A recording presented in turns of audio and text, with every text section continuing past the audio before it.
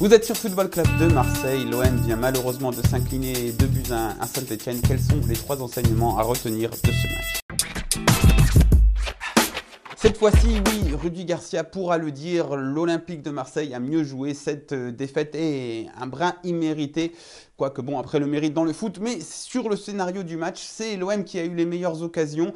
C'est l'OM qui perd sur 2 situations qui doivent plus à la malice et au talent de Wabi Kazri qu'à une défection totale de l'équipe, même si sur le premier but, bon, au niveau de l'alignement, il y a plusieurs erreurs. Mais dans l'ensemble, les mecs ont montré de la volonté, ils ont une idée dans le jeu, ils se sont procurés des occasions.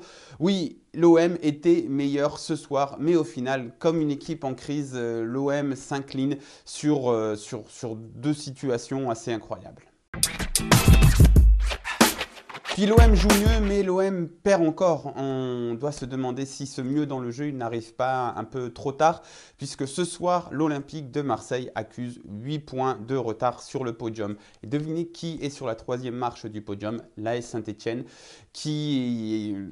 on aurait pu se rapprocher de l'AS Saint-Etienne, mais au contraire, ils ont creusé l'écart avec nous. Donc 8 points de retard sur l'AS Saint-Etienne. Ils ont un match en plus que nous. Donc si l'Olympique de Marseille gagne son match en retard, il pourrait revenir à 5 points de ce podium. Donc virtuellement, mais virtuellement seulement, parce que le match en retard, c'est face à Bordeaux, donc c'est pas forcément le match qui nous réussit le mieux face à un adversaire qui revient un petit peu en forme. Donc voilà, c'est loin d'être gagné. Donc il y a eu du mieux dans le jeu, mais est-ce que ce mieux n'est-il pas arrivé trop tard dans la saison ?